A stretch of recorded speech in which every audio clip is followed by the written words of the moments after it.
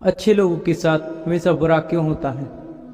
वही जो लोग बुरे कर्म करते हैं, अज्ञान की राह पर चलते हैं, वो खुशहाल दिखते हैं। श्री कृष्ण ने इसका जवाब गीता में दिया है। आपने महसूस किया होगा कि जो लोग अच्छे कर्म करते हैं वो परेशान रहते हैं, वही जो बुरे कर्म करते हैं वो खुशी से रह रहे होते हैं।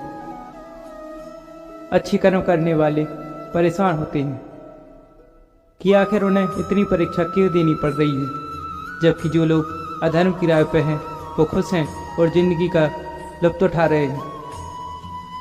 अगर आपके मन में भी ये सवाल आया तो आज हम आपको इसका जवाब देंगे। ये जवाब वो है जो भागवत गीता में लिखा है और श्री कृष्ण ने अर्जुन को दिया था। भागवत गीता में वर्णित कथा के अनुसार जब भी अर्जुन के मन में कोई दुविधा होती तो वो श्री कृष्ण के पास स्वयं जाते थे। एक बार की बात है, अर्जुन ने भगवान श्री कृष्ण के समीप आकर कहा कि वो दुविधा में है और इसका जवाब वो श्री कृष्ण से चाहते हैं। श्री कृष्ण ने कहा, क्या सवाल है?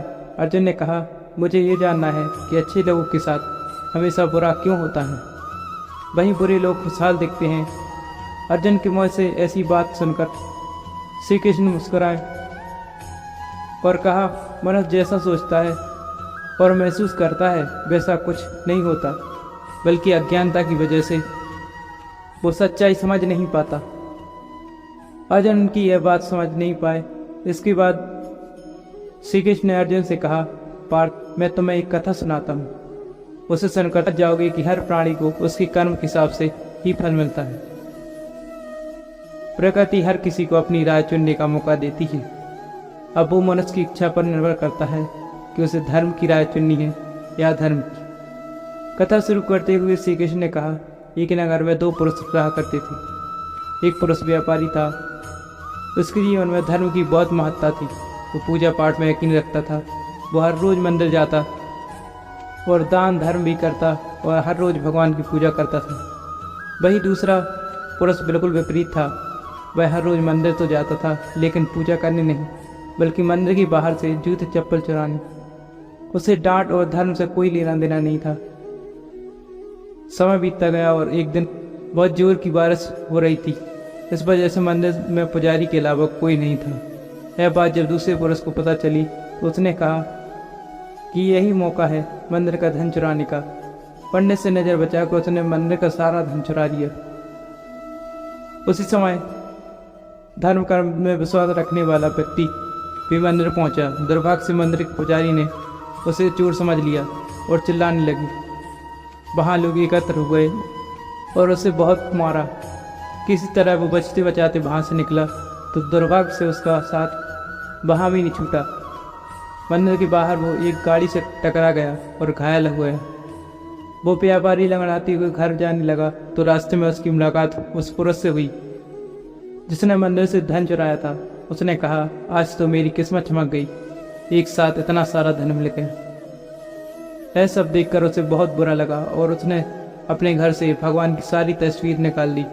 कुछ सालों बाद जब दोनों पुरुषों की मृत्यु हुई, मरने के बाद जब दोनों यमराज की सभा में पहुंचे और भले पुरुष ने दूसरे व्यक्ति को देखा तो उसे बहुत गुस्सा आया। उसने क्रोधित होकर यमराज से पूछा, मैं तो हमेशा अच्छे कर्म करता था, दान में विश्वास रखता था, उसकी बदले जीवन भर मुझे अपमान और दर्द ही मिला, पर उस व्यक्ति को नोटों से भरी पोटली, आखिर ऐसा भेदभाव क्यों? इस पर यमराज ने कहा, पुत्र, तुम गलत समझ रहे हो। जिस दिन तुम्हारी गाड़ी से टक्कर हुई थी वो दिन तुम्हारे जीवन का आखिरी दिन था, परंतु तुम्हारे अच्छे कर्मों की वजह से तुम्हारी मौत सिर्फ एक छोटी सी चोट में बदल गई। तुम इस दुष्ट के बारे में जानना चाहते हो? दरअसल इसके भाग में राजयोग था। इसके कर्मों और अधर्म की वजह से वो सिर्फ एक छोटी सी धन की पोटली में बदल गया। कथा सुनने के बाद श्री कृष्ण अर्जुन से कहते हैं, पार्थ, क्या अब तुम्हें तुम्हारे सवाल का जवाब मिल गया? ऐसा सोचना कि भगवान तुम्हारे कर्मों को नजरअंदाज कर रहे हैं, ये बिल्कुल भी सत्य नहीं है। भगवान हमें कब क्या किस रूप में दे रहा है मनुष्य को समझ में नहीं आता। अगर आप अच्छे कर्म करते हैं तो भगवान की कृपा हमेशा बनी रहती है। इसलिए अपने अच्छे कर्मों को बदलना नहीं चाहिए, क्योंकि उसका फल हमें इस जीवन में मिलता है। इसलिए मनुष्य का फर्ज है कि वह हमेशा अच्छे कर्म करते रहे, क्योंकि श्री कृष्ण ने गीता में बताया है कि किसी के द्वारा किया गया कर्म बेकार नहीं जाता, चाहे वो अच्छा हो या बुरा। वीडियो अच्छी लगी हो तो प्लीज़ लाइक और शेयर करें, चैनल को सब्सक्राइब जरूर करें। धन्यवाद।